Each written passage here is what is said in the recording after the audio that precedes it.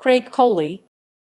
Craig Richard Coley, born June 1947, is an American man who was wrongfully convicted of a double murder in Los Angeles, California, and spent 39 years in jail. He was pardoned by the governor of California in 2017 because DNA testing, not available at his original trial, did not support his conviction. Early life. Coley was born in June 1947 and was in the Navy during the Vietnam War, and his service included several deployments to Vietnam aboard USS Enterprise and USS Bainbridge. Witched murder case.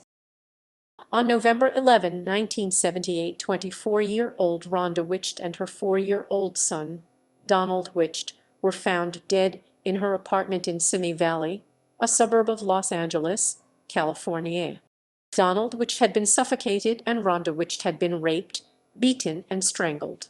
The police suspected Coley was the murderer because he had been Rhonda Witchd's boyfriend for 2 years and the couple had recently broken up. Coley was arrested the same day as the murders and charged with the double murder. The first trial resulted in a hung jury. The second trial in 1980 led to his conviction, and he was sentenced to life imprisonment without parole. After Coley lost his final appeal to his conviction, the judge ordered all evidence to be destroyed. During his imprisonment, Coley was incarcerated in the California State Prison, Los Angeles County, and the Folsom State Prison. New investigation. Michael Bender, a serving detective with Simi Valley Police Department, started to reinvestigate Coley's case in 1989 and discovered there were problems with it. Until their deaths, Coley's father and mother, a retired police officer and teacher respectively, had been trying to free their son. Simi Valley Police Chief Dave Livingstone requested a new investigation by cold case detective Dan Swanson. Swanson located missing evidence and had it forensically examined. DNA testing, not available at the original trial, showed there was no trace of Coley's DNA on the evidence, but that there was the DNA of an unknown suspect. Investigators also disproved the testimony of a witness from the original trial who claimed to have seen Coley at the scene of the crime. In a report to the local police, 3 former and current police officers testified that the detective at the time of Coley's trial had mishandled the investigation or framed Mr. Coley.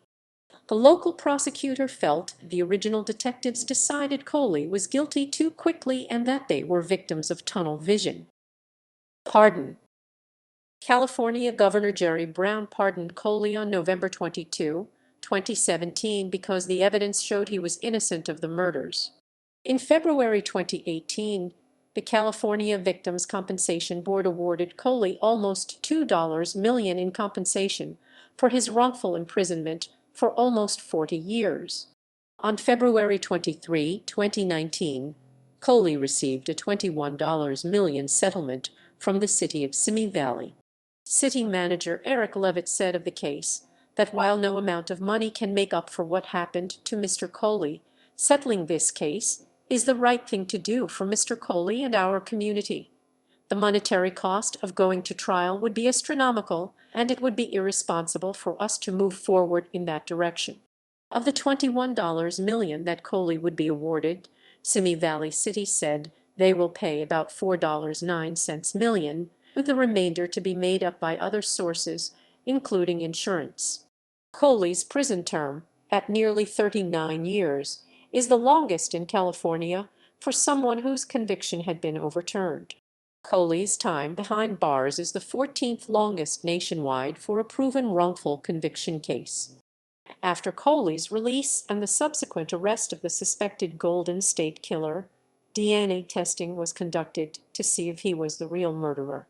DNA testing subsequently cleared him, and the search for the real murderer continues. References